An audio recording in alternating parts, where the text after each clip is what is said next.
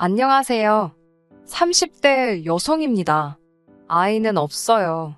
남편하고 저하고 나이 차이가 많이 나기도 하고 둘 다 아이를 안 좋아해서 아이는 갖지 않기로 했거든요. 그런데 이런 저희의 결정이 신우에게 이상한 착각을 하게 만든 것 같네요. 남편과 저는 동호회 활동을 하면서 만났습니다. 동호회 활동을 하게 된 계기는 제가 새로운 곳으로 이사를 했기 때문이었어요. 근 10년 가까이 다니던 회사를 떠나 새로운 직장으로 이직을 했습니다. 회사 자체만 놓고 보면 더 좋은 곳으로 가는 상황이었지만 사는 곳에서 1시간은 더 멀어지게 되었기에 이사를 하지 않을 수 없었습니다. 솔직히 새로운 동네로 이사를 올 때만 해도 큰 걱정은 없었고요. 하지만 사는 터전을 바꾼다는 게 생각보다 스트레스를 많이 받는 일이더군요. 게다가 새로 이직한 직장은 5시 퇴근에 야근도 없었습니다. 그렇다 보니 퇴근 이후 시간을 어떻게 하면 잘 쓸 수 있을지 고민이 되더라고요. 어떻게 하면 새로운 동네에 적응도 하면서 도움이 되는 취미를 가질 수 있을까? 그런 고민을 하다 찾게 된 것이 독서동호회 활동이었네요. 그리고 그 모임에 남편도 가입되어 있었고요. 동호회 회원수가 많다고 해도 모이다 보면 맨날 나오는 사람만 나옵니다. 심심했던 저는 매주 얼굴을 비추게 되었고 남편도 꽤나 꾸준히 나오는 사람이었어요. 그러다 하루는 남편과 저 둘만 모이는 상황이 생겼습니다. 자연스레 독서보다는 대화를 많이 나누게 되었는데 7살이란 나이 차이에 비해 생각보다 말도 잘 통하고 서로의 직장도 멀지 않더라고요. 그날을 계기로 저희는 급속도로 가까워졌고 금세 연인 사이로 발전했습니다. 바보같이 들릴지도 모르지만 전 저와 남편이 운명이라고 믿었네요. 남편의 존재는 외로운 타지 생활에서 큰 위안이 되었습니다. 집안에서 가장 역할을 하며 무거운 짐을 지고 사는 기분이었는데 남편과 있을 때만큼은 그 짐을 내려놓을 수 있었거든요. 저에게는 불행한 가정사가 있었습니다. 제가 고등학생이 되던 해에 부모님께서 이혼을 하셨거든요. 두 분 중 어느 분이 더 큰 실수를 하셨는지는 모르지만 두 분 다 잘하신 것도 없습니다. 아버지는 가장으로서의 역할에 소홀하셨고 어머니는 엄마로서의 역할에 소홀하셨으니까요. 만약 두 분 중 한 분이라도 저희 남매를 진심으로 사랑하고 미안한 마음을 느꼈었다면 저희한테 이런 어려운 시절을 겪게 하진 않으셨을 테지요. 두 분이 이혼하시고 한 4년 동안은 어머니랑 살았습니다. 살았다고 쓰긴 했지만 솔직히 어머니 얼굴을 본 건 며칠 되지도 않는 것 같아요. 당시 어머니에게는 만나는 남자분이 계셨고 대부분의 시간을 그 집에서 보내시는 눈치였으니까요. 참고로 제 남동생은 저보다 10살이 어립니다. 그러니까 당시 제 나이는 17, 동생은 7살이었어요. 그 어느 때보다 어머니의 손길이 필요한 나이였는데 어머니는 철저하게 동생을 외면하셨지요. 저는 어머니가 저한테 소홀하셨다는 사실보다 동생을 그렇게 방치하셨다는 게 더 미웠고 그래서 지금도 어머니의 소식을 모릅니다. 알고 싶지도 않고 궁금하지도 않네요. 어쩌면 이런 기억 때문에 제가 아이를 갖기가 싫은 건지도 모르겠습니다. 아무튼 이후로 저는 남동생의 보호자로서 사는 순간이 많아져 갔습니다. 비록 아무리 제가 노력해도 어머니의 빈자리를 채울 수는 없었지만요. 그래도 다행이었던 건 운 좋게도 저는 20살이 되면서 바로 사회생활을 시작할 수 있었습니다. 그나마 좋았던 성적 때문인지 단순히 운이 좋아서였는지는 모르겠지만 모 중견기업에 고졸특채로 들어갈 수 있었거든요. 그렇게 사회생활을 시작하고 얼마 지나지 않아 저는 남동생을 데리고 어머니 집에서 나왔습니다. 경제적으로 약간이나마 숨통이 트이자마자 제가 한 일은 동생을 학원에 보내는 일이었어요. 동시에 저도 나름대로 숨구멍을 찾기 위해 조금씩 노력했어요. 일주일에 하루 이틀이긴 했지만 친구와 지인들을 만나 맥주도 한잔하고 가끔 영화 보고 짧은 시간이었지만 연애도 해보고 그러다 보니 솔직히 말해서 동생에게 예전처럼 신경 써주지 못하는 시간도 간혹 생기더라고요. 돌이켜 생각해보면 저도 나름대로 살려고 발악을 하던 시기였고 남동생도 나름대로 사춘기를 이겨내느라 고생을 많이 했던 시간이었네요. 남편은 이미 결혼 전에 이런 제 상황을 다 알고 있었습니다. 사귄 지 얼마 되지 않았을 때 제가 그냥 전부 다 털어놓았거든요. 솔직히 전에 만나던 사람에게는 이런 이야기를 하지 않았었어요. 굳이 제 약점을 드러낼 필요가 없다고 생각했으니까요. 그리고 나중에 제 사연을 알게 된 그 남자는 제가 자기를 고의적으로 속였다며 길길이 날뛰더군요. 과장 조금 보태서 아주 개거품을 물었습니다. 사기 연애라나 뭐라나. 그래서 지금 남편에게는 허심탄회하게 다 말해버렸네요. 다행히 남편은 크게 개의치 않는 눈치였습니다. 그렇다고 해서 힘들었겠네. 그래도 잘 컸네. 그런 어설픈 동정도 없었습니다. 그런 동정을 받는 건 언제 받아도 익숙해지지가 않더라고요. 하는 사람들이야 진심이라고 했지만 겪어보지도 않은 사람들이 뭘 알겠어요? 그런데 남편은 딱히 더 물어보지도 않고 말을 덧붙이지도 않고 그 점이 참 좋았네요. 지금 생각해보면 아마 그때부터 결혼을 한다면 남편과 해야겠다고 생각했던 것 같습니다. 믿을 만한 사람이라고 생각했어요. 또 남편 역시 아이를 원하지 않는다는 점도 마음에 들었지요. 그렇게 남편과 사귄 지 1년 만에 결혼하게 되었습니다. 그래도 제 나름대로 직장 생활하면서 모아둔 돈이 있었기에 맨몸으로 시집가야 할 상황은 아니었고요. 문제는 시댁에서는 제 가정 환경을 정확히 알지 못했습니다. 핑계 같지만 남편이 말하지 말자고 하더라고요. 자기는 자기 부모님을 믿지만 그래도 혹시 모르니까 라며 말을 아끼는 그에게 구태여 말하자고 우기고 싶지 않았어요. 깨름직하긴 했지만 제가 남편하고 결혼하는 거지 시부모님하고 하는 건 아니잖아요. 솔직히 변명이지요. 저도 시부모님이 반대하실까봐 두려웠습니다. 결국 친정부모님 자리에 돈 주고 고용한 두 어른을 모시고 상견례도 하고 식도 올렸습니다. 이건 제가 100번 잘못한 일이고 지금도 시부모님께 정말 죄송하게 생각하고 있습니다.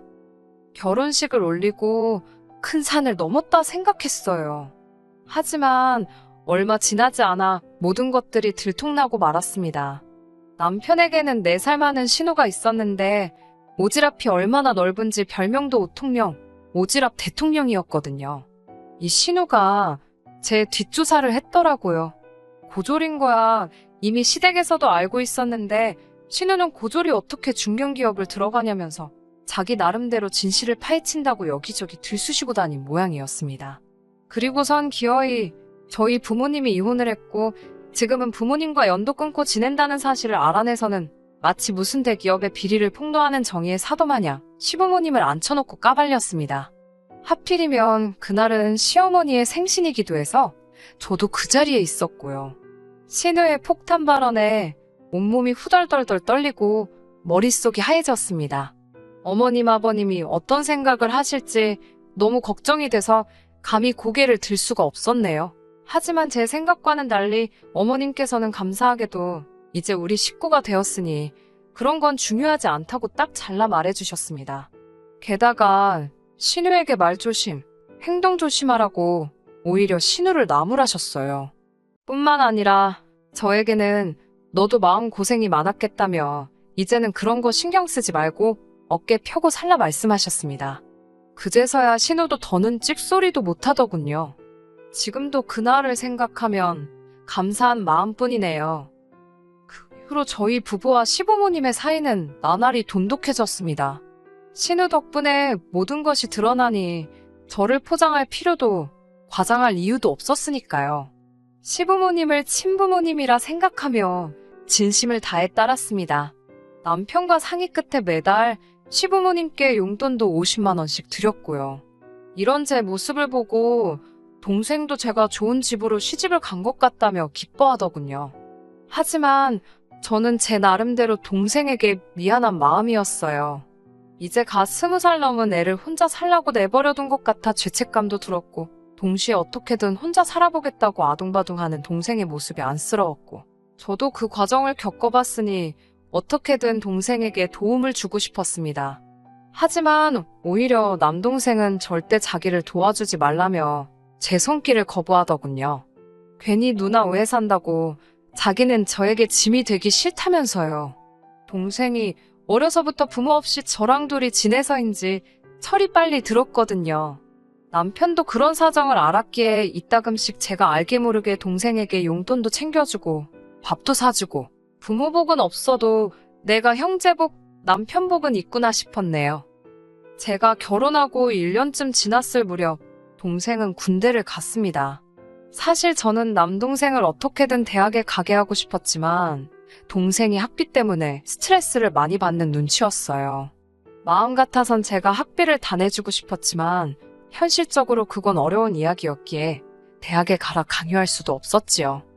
이후로 1년 8개월 만에 전역한 남동생은 충격적인 소식을 전해왔습니다. 전역을 한 달 남겨두고 저에게 말없이 휴가를 나왔었더군요. 그리고는 공무원 시험을 쳤답니다.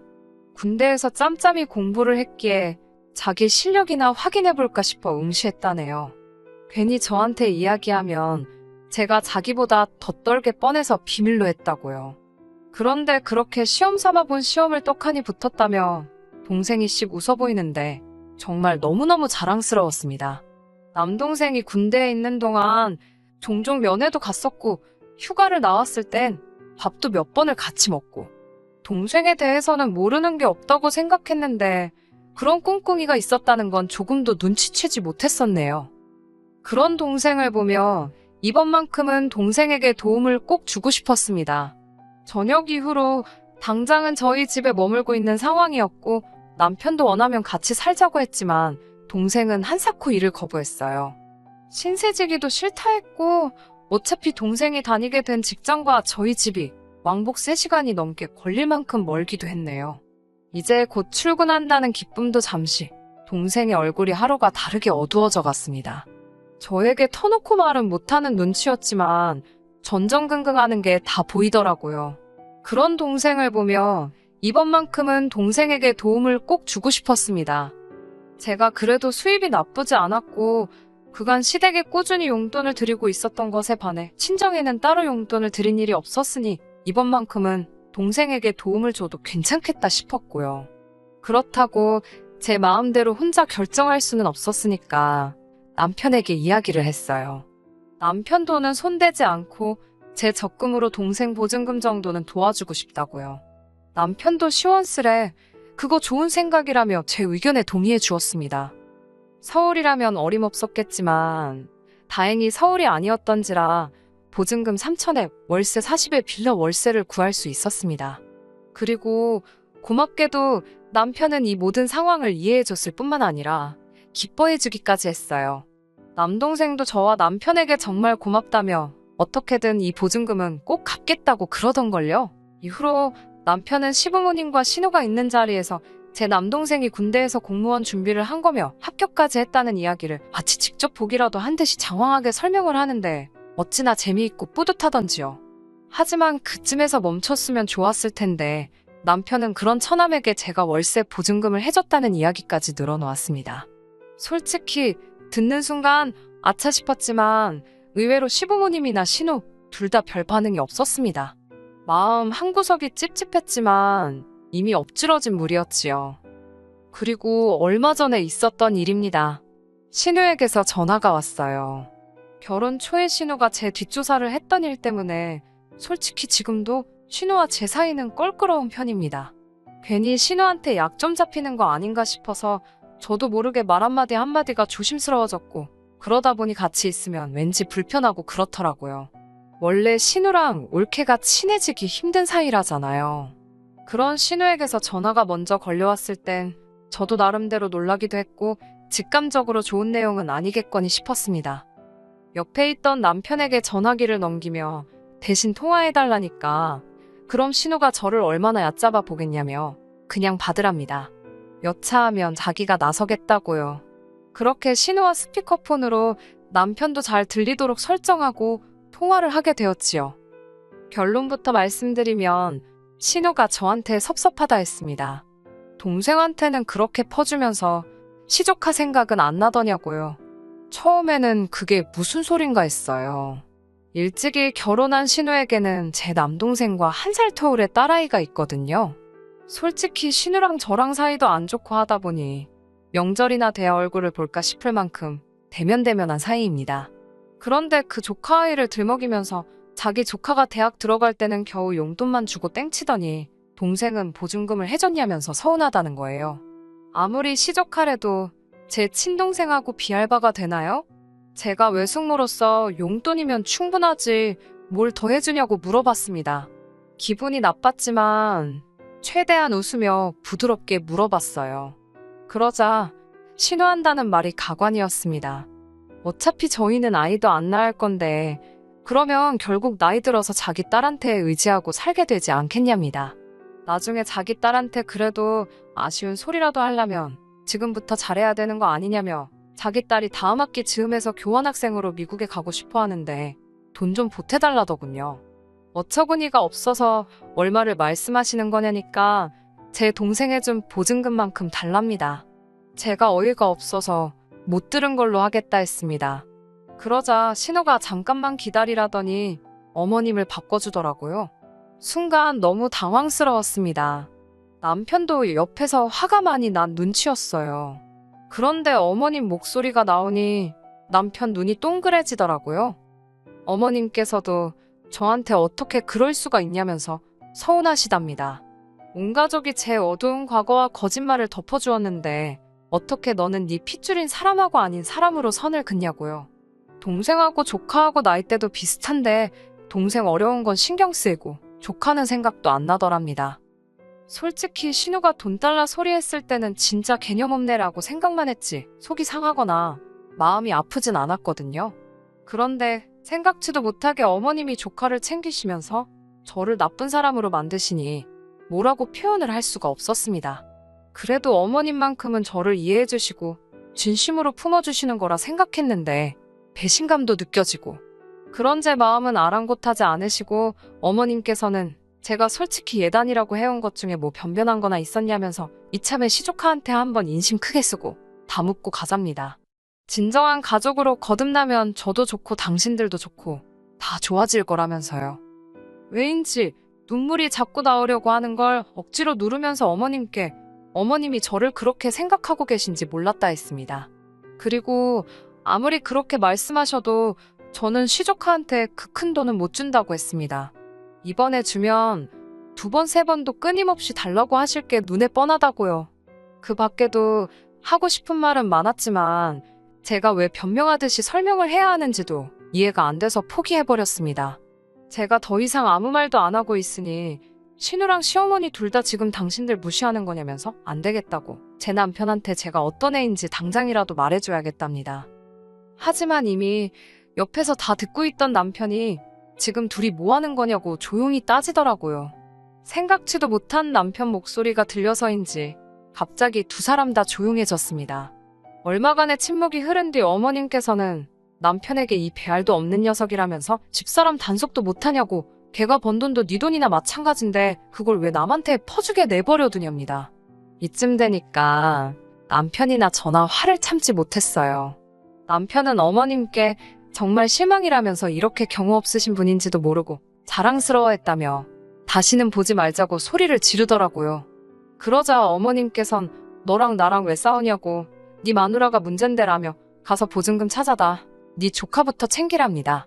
너는 어째 팔이 바깥으로 굽냐면서 신우는 신우대로 빽빽거리고 결국 화가 난 남편이 휴대폰을 집어던지면서 통화가 끝났습니다.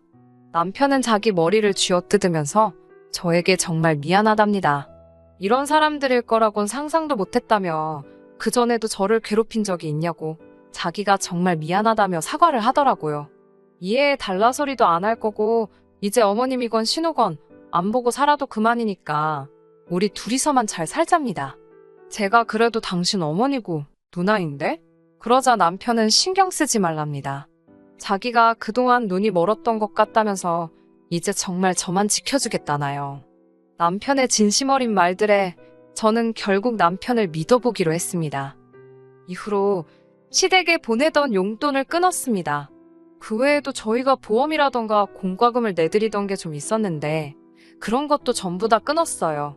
한두 달쯤 지났을까 어머님께서 아무리 그래도 자식된 도리는 하고 살라며 지금 뭐하는 짓이냐고 또 연락을 해오셨는데 남편이 소리를 지르더라고요. 자식된 도리가 돈 내주는 거냐고 그러면 안 한다고 어머니랑 단돈 10원짜리 하나도 주고받기 싫다면서 아주 질색팔색을 하던걸요. 지금 이 사연을 쓰면서도 마음이 편한 것만은 아닙니다. 그래도 사랑하는 남편이 제 옆을 든든히 지켜주고 있으니 슬프지만은 않네요. 언젠가 다시 어머님과 신우를 웃으며 볼 날이 올까요? 잘 모르겠어요. 한 가지 확실한 건 이 매듭은 제가 풀 수는 없을 것 같다는 거지요. 시간에 맡겨 볼까 봐요. 끝까지 들어주셔서 감사합니다. 오늘의 사연은 여기까지입니다. 구독과 좋아요, 알람 설정 부탁드리고 더 좋은 사연으로 다시 찾아뵙겠습니다. 감사합니다.